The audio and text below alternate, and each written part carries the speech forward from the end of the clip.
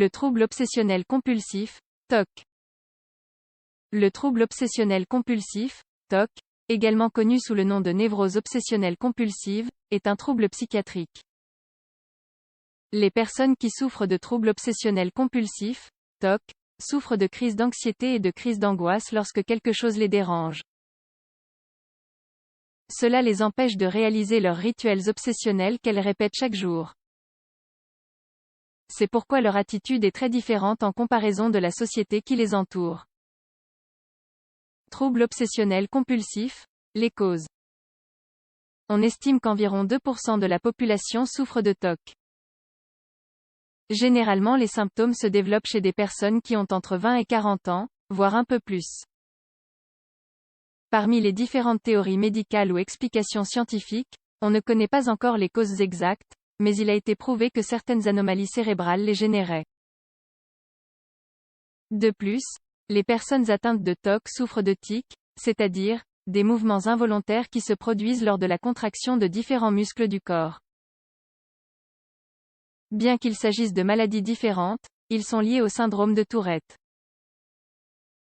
Toutefois, c'est une conclusion partielle et pas entièrement vraie. Troubles obsessionnels compulsifs, les symptômes. Parmi les plus importants se trouvent les pensées obsessionnelles, des images répétitives et persistantes, produites par l'esprit.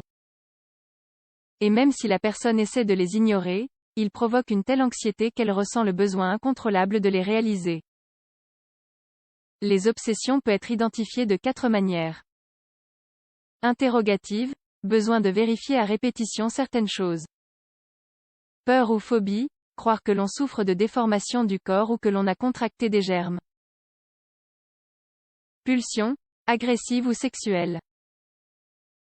Idées obsessionnelles, besoin d'ordre, de symétrie, de questions religieuses, de temps, entre autres. Par rapport à ce qui précède, des pulsions se manifestent également. Ce sont des actes mentaux lors desquels le patient commence à répondre d'une idée obsessive. Aussi répète-t-il plus d'une fois ce comportement sans jamais se sentir satisfait. Le diagnostic.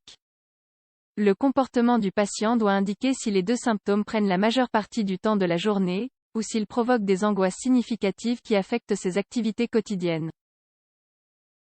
De la même manière, les obsessions ne sont pas des conséquences de traitements pharmacologiques. Elles ne sont pas non plus liées à d'autres troubles psychiatriques. Le diagnostic doit également indiquer si la personne a des antécédents familiaux du même trouble ou s'il y a un lien avec des gestes du corps involontaires. Enfin, les spécialistes peuvent évaluer les patients grâce à des questionnaires tels que l'échelle de Yale-Brown, entre autres. Le traitement. Les TOC se contrôlent principalement grâce à une thérapie comportementale et cognitive, TCC, lors de laquelle, le patient est confronté à des situations qui amènent, délibérément, à des pensées obsessionnelles, afin qu'il commence à contrôler son anxiété et son urgence de réaliser l'acte impulsif. Il existe également un traitement psychopharmacologique qui inclut des antidépresseurs. Ainsi, on apporte une éducation psychologique aux patients et à leurs proches, ainsi qu'un entraînement constitué d'activités sociales et de savoir-faire.